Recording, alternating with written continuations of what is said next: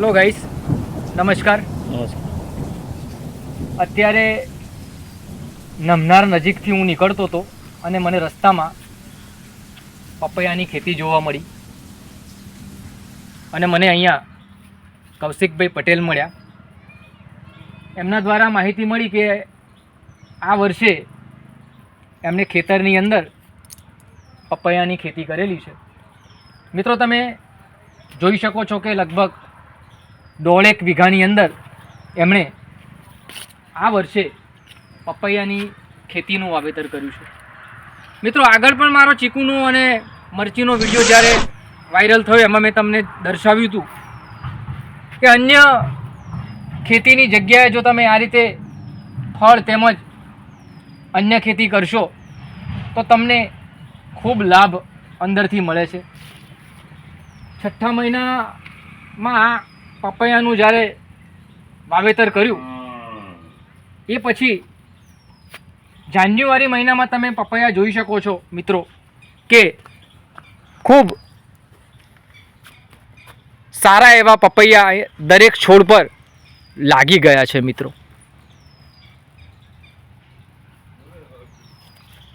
અહીંયા કૌશિકભાઈનું એવું કહેવું છે કે આ ખેતીની અંદર મહેનત તો પુષ્કળ આપણને પડે છે. તમે જોઈ શકો મિત્રો, તમે જોઈ લો કે ભાઈ ગોપાલભાઈની મહેનત તમે જુઓ કે જેને ખરેખર મિત્રો ખેતીની અંદર રસ છે. ટપક સિંચાઈ પદ્ધતિ તમે નજીકથી બતાવવાની જરાક કોશિશ કરજો કે ટપક સિંચાઈ પદ્ધતિ દ્વારા દરેક ક્યારાની અંદર તેમણે આ રીતે પાઇપલાઇન કરીને ટપક સિંચાઈ પદ્ધતિ દ્વારા એ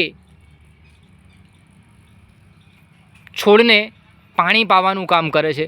મિત્રો, ટપક સિંચાઈ પદ્ધતિ દ્વારા હું તમને જણાવું કે ટપક સિંચાઈ પદ્ધતિ દ્વારા સારો એવો પાણીની બચત થાય છે.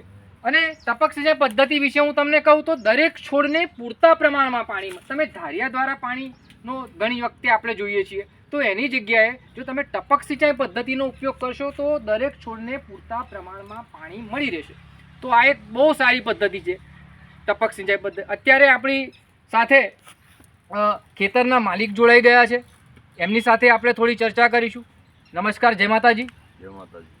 ક્યારથી તમને વિચાર આવ્યો કે આપણે આ ખેતરની અંદર પપૈયાના છોડનું વાવેતર કરીએ? જરાક દર્શક મિત્રોને તમે જણાવજો. મિત્રો, તો 2 વર્ષથી ચાલુ છે પપૈયાનું. 2 વર્ષથી ચાલુ છે.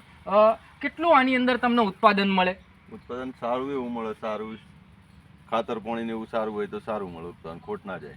બરાબર. 6ઠ્ઠા મહિનાની અંદર વાવેતર કર્યું એવું જાણવા મળ્યું અને અત્યારે આ લોટ થઈ ગયો છે. તો તમે આ વેપાર આનો કેવી રીતે કરો છો? વેપાર તો વેપારી એની જાતે જ આવે, આપણે ના હોદવા જવું પડે. બરાબર, વેપારી જાતે આવી જાય. અને ભાવ કેવો મળી રહે તમને? સારો મળે? સારું મળે, જેવી સિઝન એવી માર્કેટ જેવું હેડ પણ સારું મળે. આપણા ખેડૂત મિત્રોને જણાવશો કે આ તમે 1.5 વીઘાની અંદર વાવેતર કર્યું છે, આશરે કેટલું ઉત્પાદન મળે? આશરે 1.5 વીઘાની અંદર હોય તો 2 લાખની ઉપર તો જાય.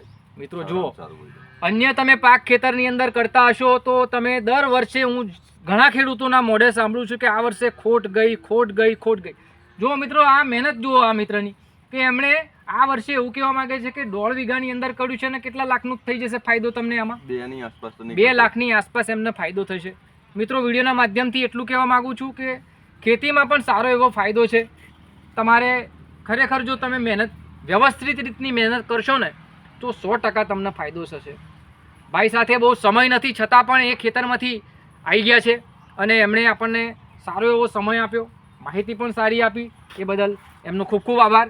થેન્ક યુ અને જય માતાજી. મિત્રો, વિડીયો ગમે વિડીયોને લાઇક કરજો, શેર કરજો અને કોમેન્ટ કરવાનું ભૂલતા નહીં. નીચે અમારી આઈડી છે તેજસ જનોડવાલા, આઈડીને ફોલો કરવાનું ભૂલતા નહીં. ધન્યવાદ.